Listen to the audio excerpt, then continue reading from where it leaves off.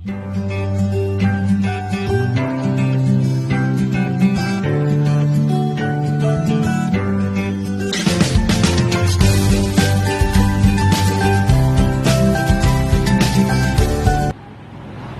दोस्तों, मेरा नाम है Salim and welcome to my YouTube channel Zamzam study. आज का दोस्तों जो हमारा टॉपिक है वो है पॉलिटी। देखो दोस्तों, हमारा कोई भी कंपटीशन का एग्ज़ाम जो होता है उसमें पॉलिटी एक अपना बहुत ज़्यादा इम्पोर्टेंट रोल लगती है।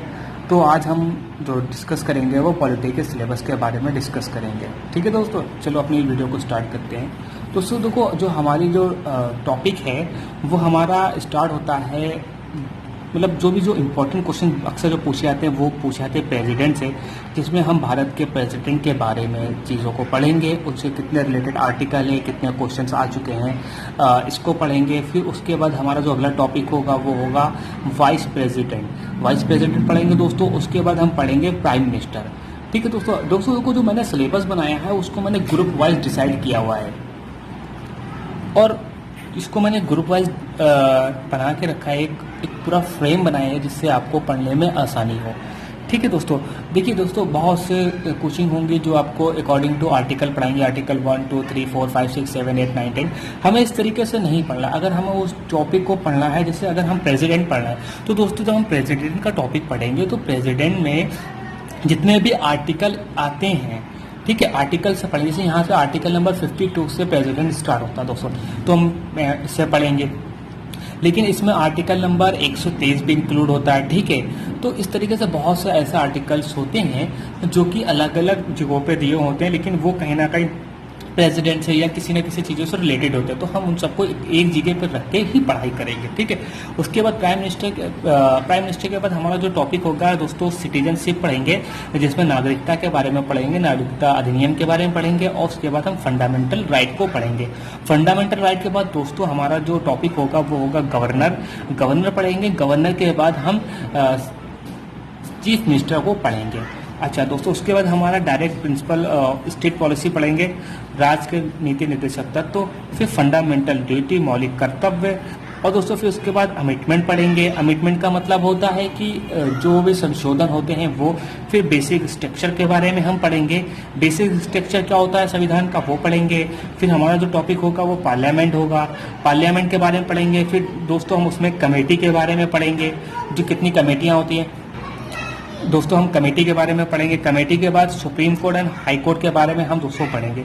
उसके बाद दोस्तों हमारा जो अगला जो टॉपिक होगा वो टॉपिक होगा दोस्तों सेंट्रल स्टेट रिलेशन, राज्य और केंद्र सरकार के बीच में जो उनका रिलेशन होता है, इंटर स्टेट रिलेशन होता है, और इमरजेंसी प्रोविजन क्या है। हमारे संविधान ने हम जो आपातकालीन लगाने की जो शक्ति प्रदान की है वो किस आर्टिकल में प्रदान किया है और वो कैसे प्रदान की है। ठीक है दोस्तों।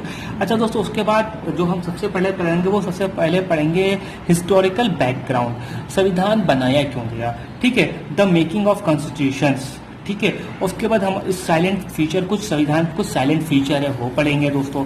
फिर उसके बाद हमारा जो अगला टॉपिक होगा दोस्तों वो होगा प्रेम्बल ऑफ कॉन्स्टिट्यूशन। ठीक है, उद्देश्य का प्रस्ताव। ठीक है, और फिर उसके बाद हमारा जो टॉपिक होगा वो होगा the union and its territory.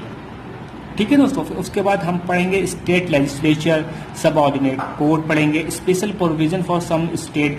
तो दोस्तों हमारे संविधान में कुछ राज्यों के लिए विशेष प्रावधान किए गए हैं। ठीक है, उसके बाद हमारा अगला जो टॉपिक होगा special provision for right to certain classes, कुछ क्लासेस के लिए, कुछ वर्गों के लिए हमारे संविधान में विशेष प्रावधान किए गए हैं। उसके बाद दोस्तों हमारा जो टॉपिक होगा पंचायती राज, जो कि हमारे गांधी जी का एक सपना था। ठीक है, स्वशासित व्यवस्था।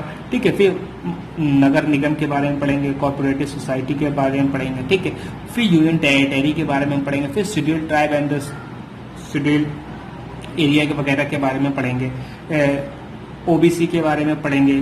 फिर दोस्तों कुछ कमीशंस होते हैं, जैसे आपका पब्लिक सर्विस कमीशन हो गया। ठीक है, यूपीएससी, स्टेट पीसीएस। ठीक है, उसके बाद दोस्तों फिर अगला हमारा जो टॉपिक स्टार्ट होता है वो हमारा टॉपिक स्टार्ट होता है इससे, फाइनेंस कमीशन, वित्त आयोग से। तो दोस्तों हम जो ये फाइनेंस कमीशन के बारे में पढ़ेंगे, वित्तीय आयोग, ठीक है। वित्तीय आयोग के बाद दोस्तों हम पढ़ेंगे, हमारा अगला जो टॉपिक है वो है इलेक्शंस कमीशन। इलेक्शन कमीशन के बारे में हम पढ़ेंगे, ठीक है, जो कि हमारे देश में चुनाव कराता है, और फाइनेंस कमीशन जो कि हमारे देश की वित्तीय व्यवस्था को देखता है कि किस किस स्टेट को कितना पैसा देना है वगैरह वगैरह, ठीक है। जब इसके बारे में पढ़ेंगे तो पढ़ेंगे जिस तरीके। फिर दोस्तों हम पढ़ेंगे एक अटॉर्नी जनरल, भारत सरकार की तरफ से एक बंदा ऐसा होता है जो कि लीगल सारे काम करता है, ठीक है। लीगल काम मतलब जो सेंट्रल गवर्नमेंट में भारत सरकार की जो हमारे देश की सरकार होती है उसकी तरफ से प्रेजेंट होता है, ठीक है, सुप्रीम कोर्ट। उसी तरीके से जो स्टेट की सरकार होती है दोस्तों, स्टेट की सरकार के पास भी एक एडवोकेट जनरल होता है जो कि क्या नाम से आपकी जो हाई कोर्ट होती है, हाई कोर्ट में सरकार की तरफ से रिप्रेजेंट करता है, ठीक है। फिर लैंग्वेज, हम दोस्तों फिर लैंग्वेज पढ़ेंगे, ठीक है। फिर इमरजेंसी प्रोविजन पढ़ेंगे, ठीक है दोस्तों। ये हमारा पूरा होगा टॉपिक किसका, ये हमारा टॉपिक पूरा होगा दोस्तों पॉलिटी का।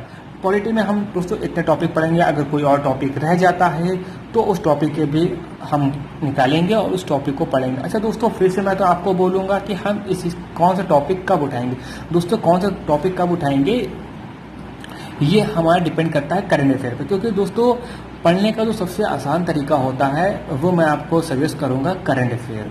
करंट अफेयर क्या होता है, मतलब आप डेली न्यूज़पेपर पढ़ें, न्यूज़पेपर में जो भी टॉपिक आता है बस उस टॉपिक को उठाएं और पढ़ना स्टार्ट करते हैं। ये होता है वे ऑफ स्टडी, वरना पृथ्वी के ऊपर पृथ्वी के नीचे जितना भी है वो सब जीएस में आता है। आप सारी जीएस को नहीं पढ़ सकते, ठीक है। और पूछी भी वही चीज़ें जाती हैं जो कि हाल ही की हो रही घटनाएं होती है, उनको रिलेट किया जाता है।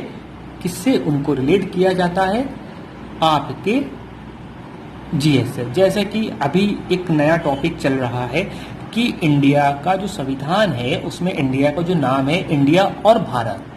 तो कुछ लोगों ने सुप्रीम कोर्ट में एक याचिका डाली है कि भारत का नाम भारत होना चाहिए, क्योंकि इंडिया नाम अंग्रेजों ने दिया है। अच्छा, जब अगर ये नाम बदलने की याचिका डाली गई है, अगर ये नाम बदलता है तो क्या होता है, अगर ये नाम बदलता है तो जो इंडियन कॉन्स्टिट्यूशन है जो उसमें नाम मेंशन है भारत यानी इंडिया, ठीक है, उसमें संशोधन होगा। तो इस टाइम पे फिर हमारा जो यूनियन टेरिटरी है, जो ये पार्ट है यूनियन टेरिटरी, इसमें चेंजेस होंगे, इसमें आर्टिकल में चेंजेस होंगे। तो उस टाइम पे हमको हमारे लिए पॉलिटी का ये क्वेश्चन इंपॉर्टेंट हो जाता है। और अगर कोई भी पेपर जो सेट करता है किसी भी कॉम्पिटिशन्स के लिए, वो कहाँ से क्या पूछता है, उसके दिमाग में क्या आता है, क्या उसने पूरी चीज़ पढ़ी होती नहीं। अगर कोई भी प्रोफेसर कोई भी एग्जाम के लिए पेपर बनाता है तो दोस्तों वो किसी एक चीज़ का महारथी होता है, ठीक है। उसके नाम के आगे प्रोफेसर तो जरूर लिखा होता है, लेकिन वो चीज़ों को एनालाइज करके ही बनाता हूँ, और यही चीज़ हमारे कंपटीशन में आती है। मुझे यकीन है दोस्तों आपको मेरी बात चीज़ें समझ में आ रही होंगी, और इस तरीके से हम अपने टॉपिक को क्लियर करते हैं। मैं आपसे यही आशा करूँगा कि अगर आपको मेरी वीडियो अच्छी लगी हो तो आप इसको लाइक करें, और अगर इसमें कोई कमी रह गई हो तो आप मुझे कमेंट करके बता सकते हैं, और मैं उस चीज़ को अगली वीडियो में इम्प्लीमेंट करूँगा। Thank you for watching, bye bye.